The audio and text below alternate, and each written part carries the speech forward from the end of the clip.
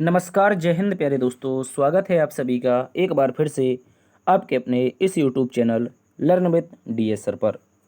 दोस्तों, आज की इस क्लास में हम आप सभी के लिए लेकर के आए हैं UP police constable, SSC GD तथा आरपीएफ तथा आरआरबी जैसे विभिन्न प्रतियोगी परीक्षाओं के लिए रीजनिंग की एक महत्वपूर्ण क्लास।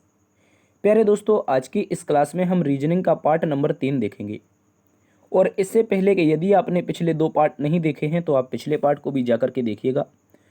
विभिन्न प्रतियोगी परीक्षाओं से संबंधित यूपी पुलिस का जो एग्जाम होना है, एसएससी जीडी का भी कुछ लोगों का एग्जाम है तथा आरआरबी आरपीएफ की आगे आने वाले दिनों में एग्जाम होने हैं। इन सभी के लिए हमने महत्वपूर्ण रीजनिंग के प्रश्न पिछली क्लासेस में करवाए हैं, तो आप पिछली क्लासेस को जरूर देखिएगा। बात करते हैं आज की इस क्लास की, तो कुछ इस प्रकार से प्रश्नों का अध्ययन करेंगे, जैसे कि क्वेश्चन नंबर 1 जिसमें लिखा है डार्विन का संबंध अगर विकास से है तो आर्किमिडीज का संबंध किससे होगा। इसके अतिरिक्त क्वेश्चन नंबर 3 जो कि अक्षर श्रृंखला का एक महत्वपूर्ण प्रश्न है, यहाँ पर प्यारे दोस्तों हमें क्वेश्चन मार्क के स्थान पर ज्ञात करना है कि कौन सा यहाँ पर अक्षर समूह आएगा। इसके अतिरिक्त हम देखेंगे क्वेश्चन नंबर 14 को, जिसमें लिखा है माता, होमोसेपियंस और महिला, इनके बीच में प्यारे दोस्तों सही बेन आरेख क्या बनेगा। तो इस तरह के विभिन्न क्वेश्चन आप सभी के सामने रहेंगे। चलिए शुरुआत करते हैं आज की इस क्लास की। प्यारे दोस्तों, यदि आप इस क्लास का पीडीएफ प्राप्त करना चाहते हैं तो इस क्लास का पीडीएफ आप लोगों को अनसोल्ड मिलेगा। कहाँ पर मिलेगा? तो DS sir official Telegram group पर। यहाँ पर हम डेली के बेसिस पर आपको क्लास से संबंधित इन्फॉर्मेशन और क्लास की पीडीएफ उपलब्ध करवाते हैं, तो आप टेलीग्राम को जरूर ज्वाइन करें। इसका जो लिंक होगा वो आप लोगों को डिस्क्रिप्शन बॉक्स में मिल जाएगा। कहाँ पर? डिस्क्रिप्शन बॉक्स में, ठीक है, वहीं पर मिल जाएगा। आप इसको जरूर ज्वाइन कीजिएगा। चलिए दोस्तों, शुरुआत करते हैं आज की इस क्लास से। उसके पहले ये जानकारी ले लीजिए, ये जो रीजनिंग की क्लास है कौन कौन से अदर एग्जाम के लिए इंपॉर्टेंट हो सकती है, तो जिनमें से याद रखेंगे SSC GD, MTS, CHSL, CGL, CPO, UPSI, UP police, Bihar police, Agniveer clerk, Rajasthan police, Delhi police, railway group D, NTPC, DFCCIL, ALP, IBPS, navy, Madhya Pradesh police, CRPF, DRDO, CISF, ITBP, CTET, DS, SSB, UKPSC, दरोगा, UP triple SC PET, UPPSC, MPPSC, BPSC, super TET, UP PET तथा UP TET जैसी जितनी भी प्रतियोगी परीक्षा होती हैं, उन सभी परीक्षाओं के लिए ये आपकी रीजनिंग की क्लास एक सफिशिएंट क्लास होगी। यदि आप इनमें से किसी भी एग्जाम्स की तैयारी कर रहे हैं तो बिल्कुल भी एक भी प्रश्न को मिस किए बिना आप इस क्लास को पूरा देखेंगे। चलिए दोस्तों, क्वेश्चन नंबर 1 की ओर चलते हैं। पहला प्रश्न आप सभी के सामने है। प्रश्न नंबर 1 में बोला गया है, निम्नलिखित प्रश्न में पहले शब्द का दूसरे शब्द से जो संबंध है वही संबंध तीसरे शब्द का चौथे शब्द से ज्ञात कीजिए। तो एक शानदार सा प्रश्न है। देखो, लिखा गया है दोस्तों डार्विन। क्या लिखा है? याद रखेंगे, यहाँ पर लिखा गया है डार्विन। डार्विन का जो संबंध बताया है वो प्यारे दोस्तों किससे बताया है? विकास से। विकास से बताया है। और पूछा तुमसे गया है आर्किमिडीज के बारे में। किसके बारे में? आर्किमिडीज के बारे में पूछा गया है। किसके बारे में? आर्किमिडीज के बारे में। तो प्यारे दोस्तों, आप लोगों ने यहाँ पर डार्विन के बारे में जरूर सुना होगा अगर आप बायोलॉजी के बैकग्राउंड से हैं। प्यारे दोस्तों, डार्विन ने विकास का एक सिद्धांत दिया था, किस प्रकार से जो जिराफ हैं, जो हमारे जीव हैं, इनमें परिवर्तन हुआ है। ये डार्विन का विकास का सिद्धांत था। जबकि प्यारे दोस्तों बात करते हैं आर्किमिडीज के बारे में, तो आर्किमिडीज एक महत्वपूर्ण फिजिशियन के थे, कह सकते हैं, या फिजिक्स के एक जानकार थे। तो उन्होंने एक सिद्धांत दिया था जिसका नाम था उत्प्लावकता का सिद्धांत। क्या था प्यारे दोस्तों? उत्प्लावकता का सिद्धांत आपका इंपॉर्टेंट है, याद रखेंगे। किसने दिया था? आर्किमिडीज ने दिया था। तो इस प्रश्न का जो उत्तर बनेगा वो विकल्प नंबर सी बनेगा। दोस्तों, आपने देखा होगा कि आपके घर में जैसे पानी है, पानी में आप कोई लकड़ी डालते हैं तो वो तैरने लगती है। अगर पानी में कोई लकड़ी, माफ़ी चाहेंगे, लड़की नहीं, माफ़ी चाहेंगे, जो लकड़ी डालते हैं, जो आप लकड़ी कह सकते हैं, क्या बोलते हैं उसको, अरे यार, काठ की लकड़ी डालते हैं तो वो तैरने लगती है। तो उत्प्लावन, ये जो सिद्धांत दिया था किसने दिया था? आर्किमिडीज ने। यानी कि लकड़ी क्यों तैरती है, क्या कारण है, इस तरह से इन्होंने एक अपना सिद्धांत दे दिया था। ठीक है, इस बात को याद रखेंगे। उत्तर बनेगा विकल्प नंबर सी। अगले प्रश्न में आते हैं। प्रश्न नंबर 2 आप सभी के सामने है। बोला गया है नीचे दिए गए प्रश्न में 3 अक्षर समूह एक समान है जबकि एक असमान है। असमान का चयन करो। प्यारे दोस्तों, गौर से देखो ऐसे प्रश्न को कैसे सॉल्व करते हैं। जब भी आपको कुछ समझ में ना आए, कुछ ऐसे लेटर मिल जाए और आपसे बोल दे विषम ज्ञात करो या असमान ज्ञात करो, तो क्या करेंगे? इनका स्थानीय मान लिखेंगे। जैसे 4 के बाद क्या आता है? 5। कहने का मतलब डी कितने पर है? सर 4 पर। ई कितने पर है? आप बोलेंगे 5 पर। इसके अतिरिक्त देखो, पी कितने पर है? 16 पर है। क्यू कितने पर है? 17 पर है। टी कितने पर है प्यारे दोस्तों? 20 पर होता है। यू कितने पर? 21 पर होता है। एम कितने पर? 13 पर होता है। ओ कितने पर? भाई 15 पर होता है। अब मुझे ये बताओ इसमें से विषम क्या है। तो आप बोलेंगे 4 के बाद, देखो गौर से देख लो, 4 के बाद एक जोड़ा तो 5, 16 में एक जोड़ा 17, 20 में एक जोड़ा 21, जबकि 13 में यहाँ पर जुड़ रहा है 2। इस कारण ये हमारा क्या है, विषम है, यानी असमान है। कैसा, असमान। अन्य सभी में क्या हो रहा था, प्लस का 1 हो रहा था अन्य सभी में, ठीक है। अन्य सभी में क्या हो रहा था प्यारे दोस्तों, +1, यहाँ पर भी +1, जबकि डी नंबर में क्या हो रहा है, प्लस का 2, इस कारण विषम है। तो उत्तर क्या बनेगा, विकल्प नंबर डी असमान है। अगले प्रश्न में आ जाइए। अगला प्रश्न प्यारे दोस्तों यहाँ पर दे रखा है आपके सामने ब्लड रिलेशन का एक प्रश्न, जिसमें बोला गया है ए बी का भाई है। तो प्यारे दोस्तों गौर से देखो, पहली लाइन में बोला है ए जो है वो भाई है किसका, पीछे वाले बी का। इस बात को याद रखेंगे, ए क्या है, बी का भाई है। आगे बोला है बी सी का भाई है, तो बी भाई किसका है, पीछे वाले सी का। इस बात को याद रखेंगे। आगे बोला है डी ए के पिता हैं। डी क्या है प्यारे दोस्तों, पिता हैं किसके, ए के। तो आप बोलेंगे डी यहाँ पर पिता है किसके, तो मैंने कहा सर ए के। तो पिता के लिए क्या लगाते हैं, चाहे कुछ भी आ जाए, देखो लड़का आ जाए या पिता आ जाए तो ये क्या होते हैं, पुरुष होते हैं। पुरुष के लिए हमेशा प्लस का प्रयोग करते हैं। तो दोस्तों बोला गया है ए बी का भाई है, मैंने बना दिया। बी सी का भाई है, बना दिया। डी ए के पिता है, तो बना दिया। प्यारे दोस्तों अभी हमें सी का कोई जेंडर पता नहीं चला है, सी पुरुष है अथवा महिला है। दोस्तों विकल्प नंबर, आगे पढ़ते हैं, बाद में विकल्पों को देखते हैं। बोला है इन 3 कथनों के आधार पर निम्नलिखित में से कौन सा कथन निश्चित रूप से सत्य नहीं हो सकता है। ये इंपॉर्टेंट है, प्रश्न में पूछा गया है ऐसा कौन सा कथन है जो सत्य नहीं है, यानी कि इन 4 विकल्पों में से ऐसा कौन सा विकल्प है जो सत्य नहीं है। पहला बी ए का भाई है, मुझे बताओ क्या बी ए का भाई है, हाँ भाई इसका जेंडर पता है, ये प्लस में है तो ए का भाई है, पहली वाली लाइन सत्य है। कह रहा है बी डी का बेटा है, तो डी का बेटा कौन है भैया, बी, इसका जेंडर पता है चूंकि, तो डी का बेटा है, तो ये दूसरी वाली लाइन भी सही है। तीसरी वाली को देखो, बोला है ए सी का भाई है, तो ए किसका भाई है, आप बोलेंगे ए भाई है, ए का जेंडर पता है, सी का भाई है, हाँ भाई ए सी का भाई है, ये वाली लाइन भी सही है। अब आगे बोला है सी ए का भाई है, क्या बोला है, सी नाम का जो शख्स है ये किसका भाई है, ए का। भाई बता सकते हो मुझे, आप बोलेंगे नहीं, क्योंकि ना तो पता है कि सी प्लस है, ना ही पता है सी माइनस है। अब इसका जब जेंडर पता नहीं है तो कैसे कह सकते हो ये केवल भाई है, हो सकता है ये बहन हो। इस कारण ये हमारा निश्चित रूप से सत्य नहीं हो सकता है, इस बात को याद रखेंगे। ठीक है, क्या बनेगा, विकल्प नंबर डी प्यारे दोस्तों इस प्रश्न का उत्तर बनेगा, जिसमें आप याद रखेंगे सी ए का भाई पता नहीं चल रहा है, क्योंकि सी का हमें कोई जेंडर ही पता नहीं है। चलिए अगले प्रश्न की ओर। अगला प्रश्न क्वेश्चन नंबर 4 बोला गया है साथियों, निम्नलिखित प्रश्न में समान संबंध ज्ञात कीजिए, यानी कि एक और सादृश्यता का प्रश्न। यहाँ पर देखो लिखा है विंबलडन, क्या लिखा है प्यारे दोस्तों, विंबलडन के बारे में लिखा गया है। विंबलडन क्या है, आप कहेंगे सर विंबलडन एक ट्रॉफी है, इस तरह से लिखा है। विंबलडन ट्रॉफी का संबंध किससे है मुझे बताओ, आप कहेंगे सर लिखा गया है टेनिस से। किससे, टेनिस से। विंबलडन का संबंध किससे है, टेनिस से। तो प्यारे दोस्तों बताना है संतोष ट्रॉफी के बारे में। किसके बारे में भाई, मुझे बताओ संतोष ट्रॉफी क्या है, या फिर कह सकते हैं किस खेल से संबंधित है। जिस प्रकार विंबलडन ट्रॉफी टेनिस खेल से संबंधित है, तो संतोष ट्रॉफी किससे संबंधित है। तो प्यारे दोस्तों याद रखेंगे, विंबलडन एक प्रकार का टेनिस टूर्नामेंट है जो लंदन में, इंग्लैंड में होता है, जबकि संतोष ट्रॉफी की बात करते हैं तो प्यारे दोस्तों ये आपकी फुटबॉल की एक ट्रॉफी है। कहाँ की, फुटबॉल की। फुटबॉल की एक ट्रॉफी है जो अपने भारत में खेली जाती है। ठीक है, कहाँ पर खेली जाती है, भारत में खेली जाती है, इस बात को याद रखेंगे। विकल्प नंबर सी इस प्रश्न का बिल्कुल सही जवाब बनेगा। विकल्प नंबर सी सही उत्तर है। अगले प्रश्न में आ जाइए। अगला प्रश्न बोला गया है, यदि अंग्रेजी वर्णमाला के दूसरे आधे भाग को विपरीत क्रम में लिखा जाए। तो प्यारे दोस्तों गौर से देखो, यहाँ पर यदि अंग्रेजी वर्णमाला के दूसरे आधे भाग को विपरीत क्रम में लिखा जाता है, तो पहले तो ये बात याद रखना है, जो अंग्रेजी वर्णमाला होती है वो लिखी जाती है ए से जेड तक। इसको प्यारे दोस्तों फिर विद्वानों ने 2 भागों में बांटा। 2 भागों में कैसे बांटा दोस्तों, इसके 2 भाग बने, एक बना ए से लेकर के एम तक और दूसरा बना एन से लेकर के जेड तक। ठीक है, ये 2 भाग बने। चूंकि 26 लेटर होते हैं तो हमने कहा 13-13 के भागों में इसको बांट लो, बांट लिया। तो उसने बोला अब दूसरे भाग को विपरीत क्रम में रख दें, यानी कि पहला भाग हमारा ए से एम होना चाहिए, जबकि दूसरा जेड से एन होना चाहिए, इस तरह से बोला है इसने। अब कह रहा है कि तो बाईं ओर से 12वें वर्ड के, बाईं ओर से 12वां, बाईं ओर से 12वें का मतलब है प्यारे दोस्तों एल, यानी कि लेफ्ट से 12वां, लेफ्ट से 12वें के दाईं ओर 7वां वर्ड कौन सा होगा, के दाईं ओर मतलब राइट, राइट से 7वां कौन सा वर्ड होगा ये बताना है। तो प्यारे दोस्तों यदि आप पुराने स्टूडेंट हैं तो हमने आपको एक बात बताई थी।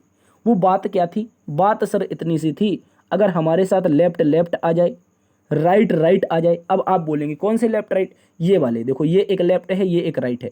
इसमें अगर दोनों लेफ्ट होते तो क्या करेंगे, दोनों राइट होंगे तो क्या करेंगे, यदि एक लेफ्ट एक राइट मिल जाए तो क्या करेंगे, और एक राइट एक लेफ्ट मिल जाए तो क्या करेंगे। तो प्यारे दोस्तों याद रखेंगे, समान आते हैं तो हमेशा हम लोग क्या करते हैं, यहाँ पर घटाने का प्रयोग करते हैं, जबकि विपरीत आते हैं तो हम क्या करते हैं, जोड़ने का प्रयोग करते हैं। तो मुझे बताओ क्या ये विपरीत हैं, लेफ्ट और राइट, आप बोलेंगे हाँ। तो अब क्या करें, तो पहले वाले को उठाओ, दोनों को जोड़ दो, मतलब लेफ्ट से ही जोड़ देंगे। 12 7 19, लेफ्ट से हमें 19वें नंबर पर बताना है साथियों कौन सा वर्ड होगा, वही हमारा वर्ड इस प्रश्न के अनुसार बाईं ओर से 12वें के दाईं ओर 7वां हो जाएगा। तो मुझे एक बात बताओ, अभी मैंने पीछे आपको बताया साथियों कि 13 13 के हमने 2 लेटर बांटे, कितने, 13 13 के 2 पेयर बनाए।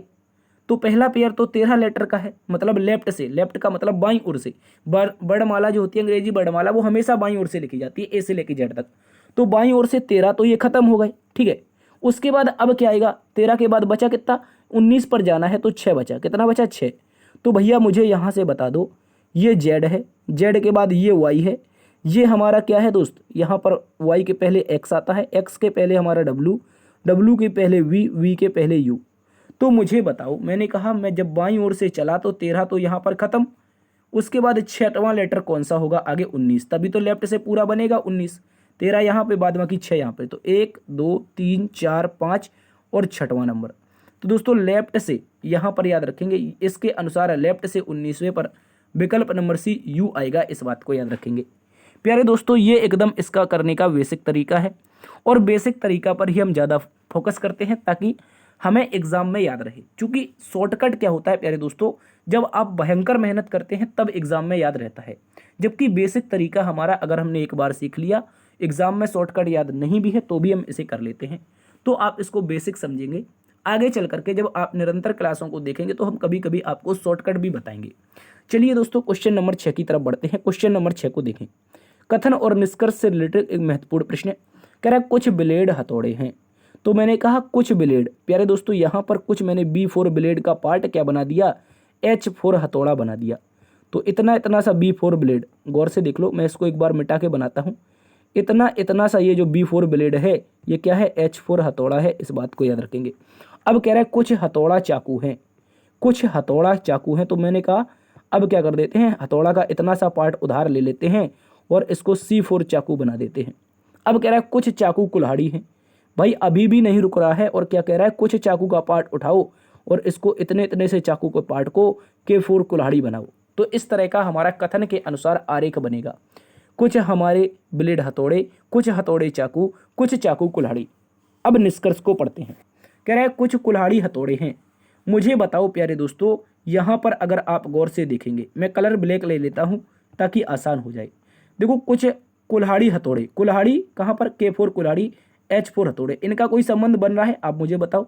आप बोलेंगे नहीं बन रहा, और सर हो सकता है बन भी जाए, मेरे अनुसार तो नहीं बन रहा है, और मैं कह रहा हूँ कि कुछ ऐसे भी करके कुल्हाड़ी रख दें तो ये पार्ट बन भी सकता है। लेकिन जब दो निष्कर्ष, याद रखेंगे, निष्कर्ष में जब 2 प्रकार के आरेख बनने लगे तो वो आरेख हमेशा गलत होता है। तो मैंने कहा कुछ हथौड़ा कुल्हाड़ी हम नहीं बता सकते, गलत है। अब कह रहा है कुछ चाकू ब्लेड हैं, वही कंडीशन C4 चाकू, ये B4 ब्लेड, ये लगने लगी। अब भैया मैंने अभी देखा था हथौड़े और यहाँ पर कुल्हाड़ी का संबंध नहीं बन रहा था, तो यहाँ पर आपके ब्लेड और चाकू का संबंध कैसे बन सकता है, तो ये भी गलत है। अब कह रहा है कुछ कुल्हाड़ी ब्लेड है, कुछ K4 कुल्हाड़ी B4 ब्लेड हो सकते हैं। भैया अभी देखा है नहीं बन रहा है, दूर दूर का संबंध है, नहीं बन पा रहा है, हो सकता है बने, हो सकता है ना बने। तो ऐसी स्थिति जब हमें हकीकत में पता नहीं चलती है तो ये भी गलत है। यहाँ पर प्यारे दोस्तों क्या बोलेंगे हम, ना तो एक गलत सही है, ना तो हमारा 2 सही है, और ना ही 3 सही है। इसका मतलब क्या है, ये भी गलत, ये भी गलत और ये भी गलत। इसका मतलब है विकल्प नंबर 1 कोई नहीं, कोई भी निष्कर्ष अनुसरण नहीं करता है। प्यारे दोस्तों इस बात को आप सभी अपने दिमाग में दिलो जान से बिठा लेंगे, ठीक है। बहुत अच्छा प्रश्न है, एग्जाम में आपसे पूछा जा सकता है। अगले प्रश्न में आ जाइए। अगला प्रश्न कथन और तर्क से संबंधित है, एक महत्वपूर्ण प्रश्न है, इसको भी आप लोग समझने का प्रयास करेंगे। कथन बोला है, कथन को पढ़ेंगे, उसके अनुसार आपको तर्क देना है। क्या रिश्वत लेने वाले अधिकारियों को सजा मिलनी चाहिए, मुझे बताओ, क्या रिश्वत लेने वाले अधिकारियों को सजा मिलनी चाहिए। तर्क नंबर 1 व्यक्ति आता है, कहता है नहीं, कुछ खास परिस्थितियों में उन्हें रिश्वत लेने के लिए मजबूर किया जाता है। मुझे ये बताओ ऐसी कौन सी खास परिस्थितियां हैं जिसमें आपको रिश्वत लेने के लिए मजबूर किया जाए। बताओ, ऐसा तो है नहीं कोई गुंडा आया, पहले के ज़माने में फिल्मों में देखते थे, अरे दरोगा रिश्वत ले ले वरना हम तुझे मरवा देंगे, इस तरह से। भाई ऐसा तो होता नहीं है आज की डेट में। आज की डेट में प्रशासन तो हमारा बहुत मजबूती से काम कर रहा है। तो कह रहा है कि कुछ खास परिस्थितियों में क्या कह रहा है, रिश्वत लेनी पड़ती है। भाई काहे पागल बना रहे हो, आपको रिश्वत लेना है इस कारण आप झूठ बोल रहे हो। इसका मतलब ये कुछ खास परिस्थितियों में रिश्वत लेनी पड़ती है, ये गलत है। इसके अलावा तर्क नंबर 2 में कोई व्यक्ति आया, उसने कहा हाँ, क्या रिश्वत लेने वाले अधिकारियों को सजा मिलनी चाहिए। दूसरा व्यक्ति आकर के कह रहा है हाँ, उन्हें वो कार्य ईमानदारी से करना चाहिए जो उन्हें सौंपा गया है। हाँ, ये भी बिल्कुल सही है, ये बात हमारी सही हो जाएगी प्यारे दोस्तों। कह रहा हाँ, उन्हें अपना कार्य पूरी ईमानदारी से करना चाहिए जो उन्हें सौंपा गया है। जैसे प्यारे दोस्तों आप पुलिस में लग जाते हैं, एसएससी जीडी में लग जाते हैं, आपको कोई कार्य सौंपा गया, आपको कोई स्टेशन की आपकी सुरक्षा करनी है आपको। क्या दोस्तों आप रिश्वत लेके कुछ करेंगे वहां पर, या फिर अपना कार्य ईमानदारी से करेंगे। तो प्यारे दोस्तों ये तो पुलिस के क्वेश्चन जो होते हैं मानसिक अभिरुचि, उसमें भी सिखाया जाता है हमेशा ईमानदार रहना है। इस कारण प्यारे दोस्तों दूसरा वाला जो तर्क है वो हमारा सत्य है, यानी कि दूसरा वाला तर्क अनुसरण करता है। तो हम बोलेंगे यदि केवल 2 तर्क निहित है। क्या बोलेंगे, यदि केवल 2 तर्क निहित है तो विकल्प नंबर बी को हम उत्तर बनाएंगे, इस बात को याद रखेंगे। अगले प्रश्न में आते हैं, क्वेश्चन नंबर 8 में आप सभी बताइए इसका उत्तर क्या होगा। बोला गया है निम्नलिखित प्रश्न में लुप्त संख्या ज्ञात करो।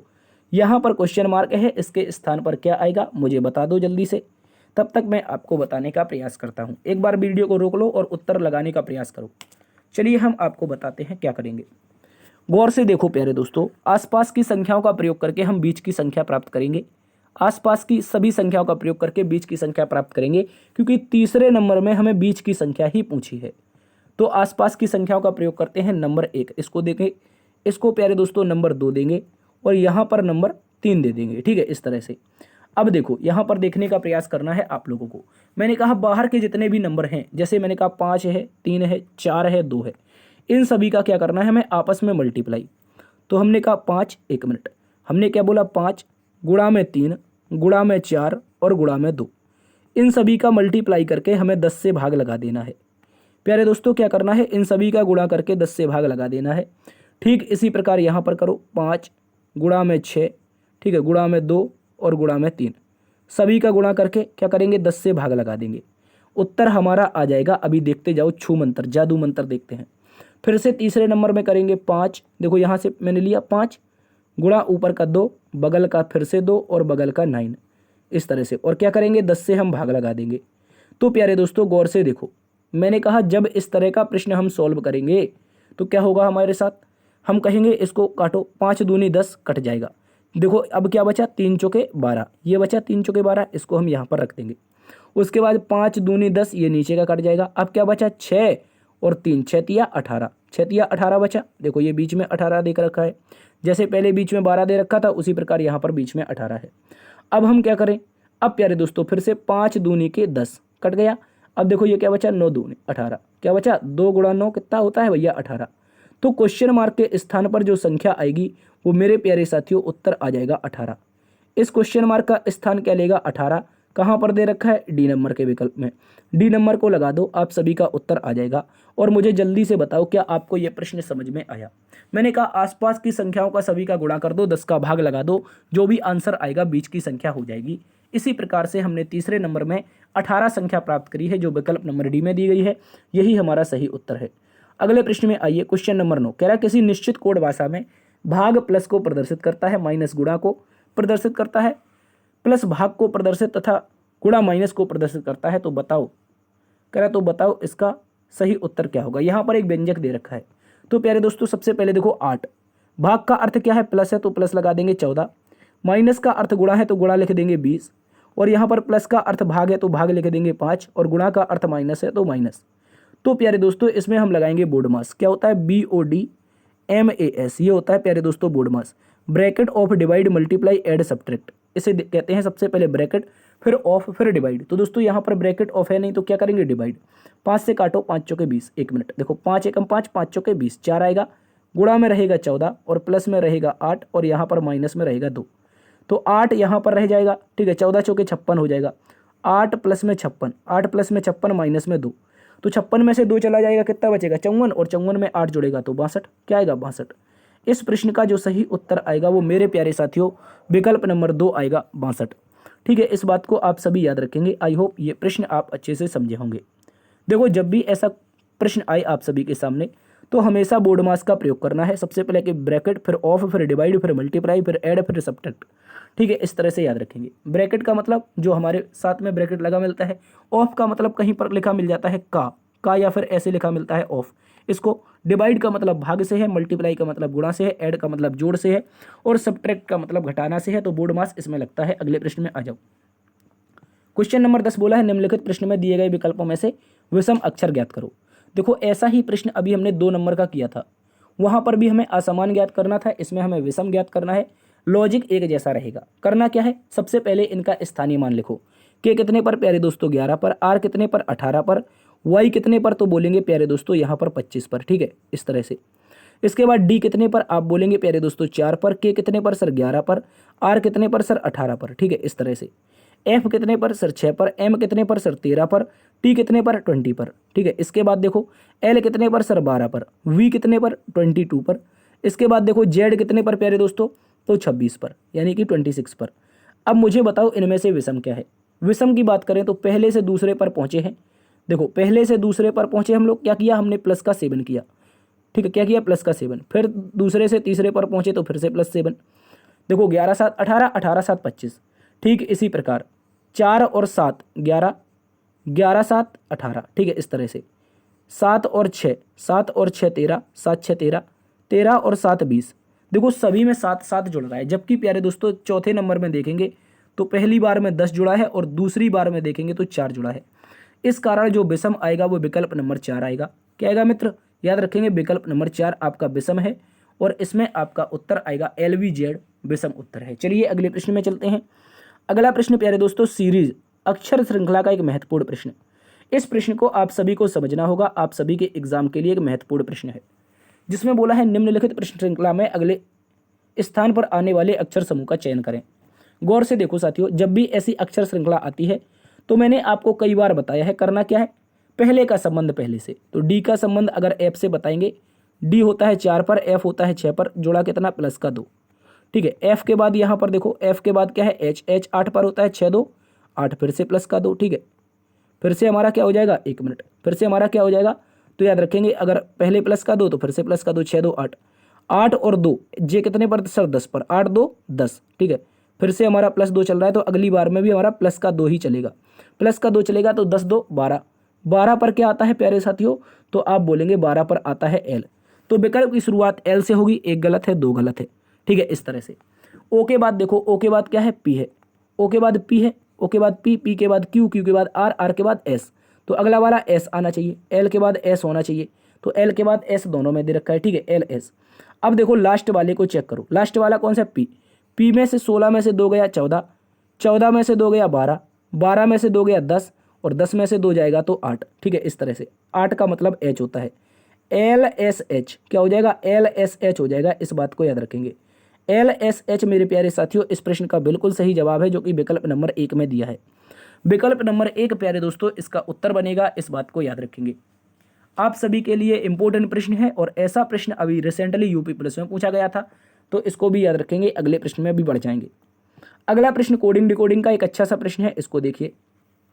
एक निश्चित कोड भाषा में रेस को ये लिखा जाता है, पीक को ये लिखा जाता है, तो उसी कोड भाषा में कोर का कोड क्या होगा। तो प्यारे दोस्तों सबसे पहले तो हम देखेंगे रेस को, RACE क्या लिखा है, RACE। इसको लिखा गया है प्यारे दोस्तों AREC। ठीक है, इस तरह से एरेक करके लिखा गया है। ठीक उसी प्रकार यहाँ पर देखिए, यहाँ पर लिखा है पीक, PEAK, PE, एक मिनट, PE पीक है ना, तो PE A और K, ये हो गया हमारा पीक। इसके बाद दोस्तों इसमें क्या हो जाएगा, E के बाद P, P के बाद K, K के बाद A, तो ये हो गया हमारा EPKA। ठीक है, इस तरह से याद रखेंगे EPKA। इसके बाद कोड किसका बताना है, कोर का, CORE, इसका कोड बताना है।